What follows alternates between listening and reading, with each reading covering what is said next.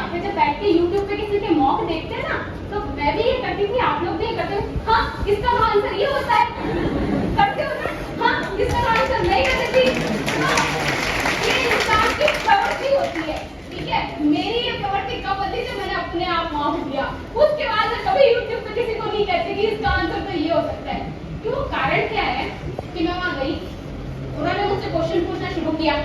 पहले मेंबर ने पूछे, नहीं आ रहे, दूसरे ने पूछे, अब हिंदी लिटरेचर पे इतना खोद के पूछा। 3 साल बाद तो मैंने ऑप्शन खोला, जैसे तैसे मेज लिख के आई हूँ। अब आप तो बिल्कुल खोदे जा रहे हो, मेरे को तो आता ही नहीं है। तीसरे मेंबर ने पूछा, नहीं आ रहे।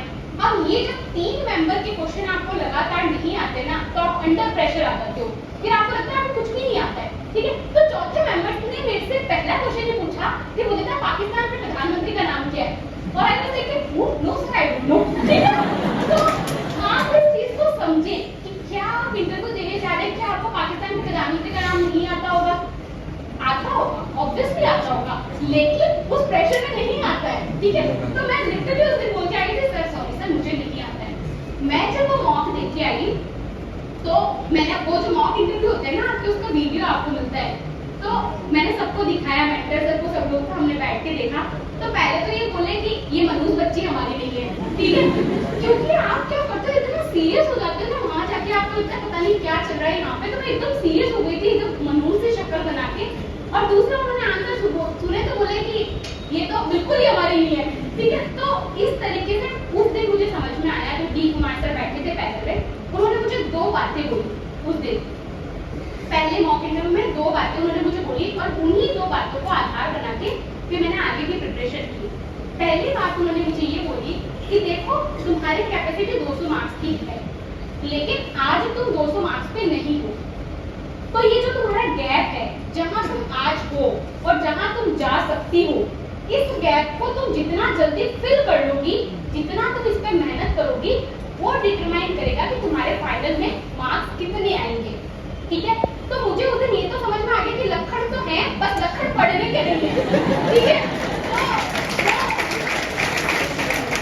अब मुझे समझ में आ गया आपको क्या चाहिए, मारवाड़ी मारवाड़ी में पढ़ा तो आगे वो सरल है, और क्यों बोल क्यों रही हूँ मैं हिंदी, मारवाड़ी में बोल दूँ, ठीक है।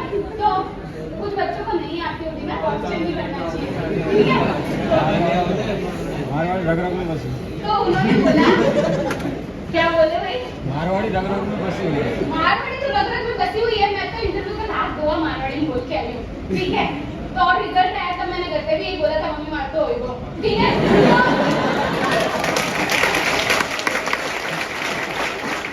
वही हम हैं, आप समझिए, जो नहीं है उसको प्रिटेंड नहीं करना चाहिए। हम वही है कि रोटी डाल दे, वो नहीं, वही है ना, हम बोल में तो हम वही है ना, रोटी डाल दे, ठीक है। वो कोई क्यों मनमानी तुम्हारी बात को मानने को नहीं था, तो पढ़ ये, ठीक है। वही रहना चाहिए, उसमें ज्यादा प्रिटेंड नहीं करना चाहिए। बस ये नहीं इंटरव्यू के लिए मैटर वो कहीं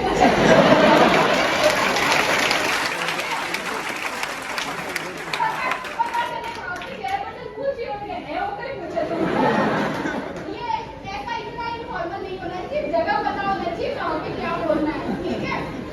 नहीं तो ना ऐसा ट्रोल हो गया ना, रीलों के नीचे 200 कमेंट तुम्हारे नेगेटिव आएंगे। तो इन सब चीजों का बड़ा ध्यान रखें। चलो ये छोड़ते हैं। फिर उसके बाद में ये क्या, दूसरी चीज उन्होंने मुझे बोली कि तुम मेंटली अलर्ट नहीं हो, ठीक है। तो मेरे साथ उस वक्त कुछ इश्यूज चल रहे थे, एंजाइटी डिप्रेशन के कुछ इश्यूज थे। तो मुझे उस दिन ये समझ में आ गया कि ये अपनी जो मेंटल अलर्टनेस की कमी है वो दिख रही है इंटरव्यू में कहीं ना कहीं।